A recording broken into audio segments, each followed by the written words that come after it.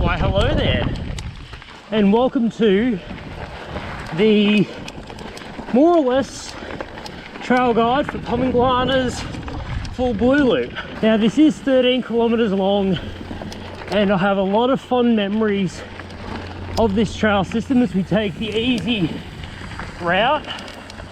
If you want to see the hard route, go to the Junior Burger Farm video. But I have a lot of fond memories, and well, I could almost spend the entire video talking about every corner and every climb. Main thing is, we'll just show you some of the best features, some of the areas that mean the most to me, and really go from there. So this used to be more or less 800 meters into the climb of the blue loop, but they had to shorten it and bring it up so far because they're working on a multi-sport centre with a whole heap of dirt. Again, that's covered within the Junior Burger Farm video, but for the time being, a lot of this climb should seem familiar. And when we get back, I'll show you where the turn point is to get onto the blue loop. So in the Burger Farm video, we went straight across the road and onto the yellow arrow. But this time, we're going to start this fairly tedious fire road climb up to the summit. So we're just going to dive off the right here onto a small bit of single track with a bit of rocky chunder and a bit of a berm. Off to the right is actually the east side. So if you want to do a shortened loop, all you need to do is to start off there and go down to Howden's Hollow. But we're doing the full 13 Ks and we're doing the figure 8 circuit. Road crossing. And we'll start to pick our way down the first real descent. And for the most part, whatever looks obviously like a trail is a trail here. There are some alternate routes to get around Pommy, but for the 13 kilometer loop, you never really go wrong.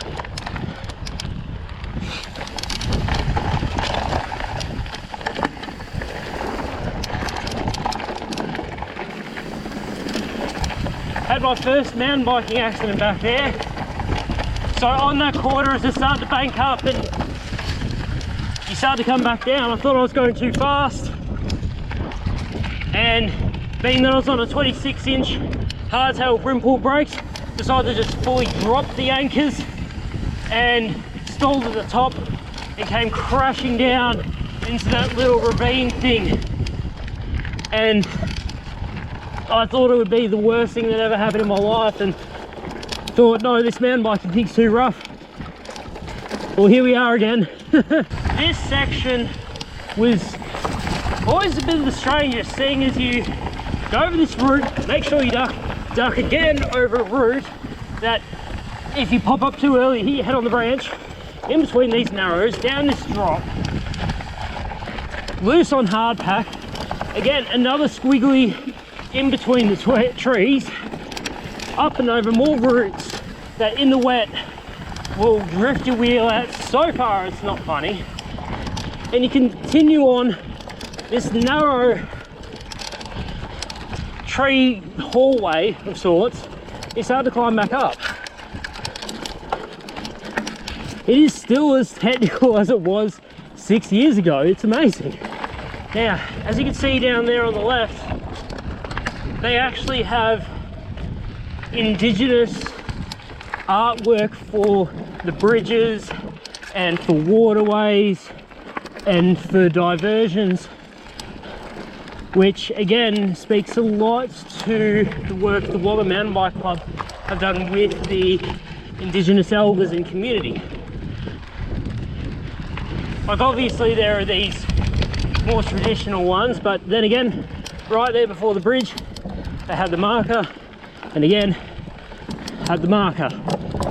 Oh, they've made this into a step up now, and as you pull into the Pomingalarna Park, there's a large information board that describes the Dreamtime story of Pomingalarna. I'm not entirely sure on the entire story, but you can read into it and learn about some of the Dreamtime stories around here in Wiradjuri country. One of the corners I used to hate, because I'd always miss it. I'd always go continue on straight, and that's the Rambo course. And you're just confronted with this ridgeline, which is fairly different to anything else out here in the park. Now, there used to be something called the knuckle gate right here, which were two trees incredibly close together that you either had to pick up really good technique to take it at speed, do it quite slowly, or walk through it, and then finally cut down your handlebars and get ready for some fun.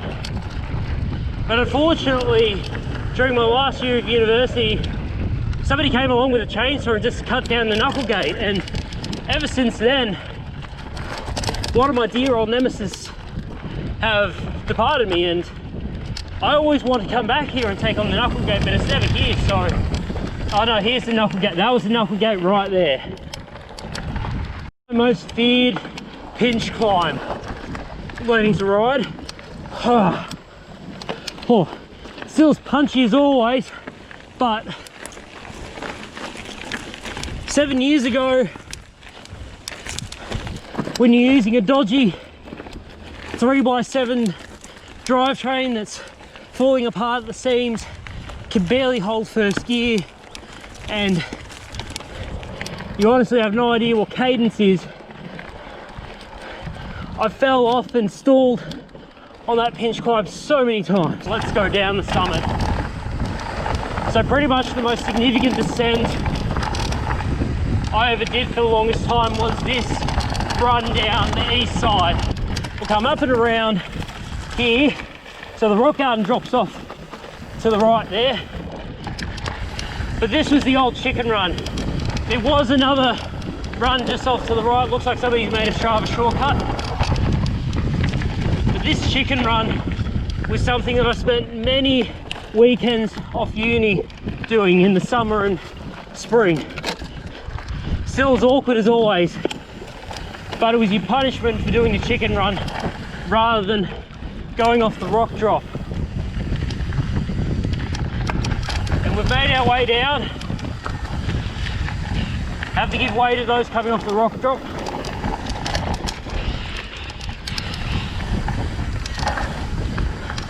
Get into this bit of a slalom. See if they've done anything. So rock armouring still there. Awkward transition still here. Well, sandpit's still there. So sandpit slalom still is as always. Wind's picking up as we come through to the last part of the set, joining on to where home run was. So we zip her into where Junior Burger Farm was. Yeet. Could have done that a bit better, but what am I going to do?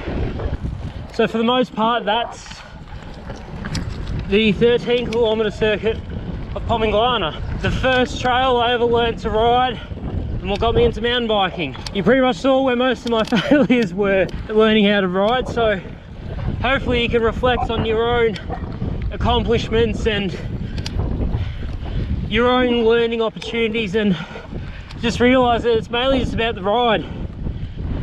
Doesn't matter where you are, what you ride, what weather it is.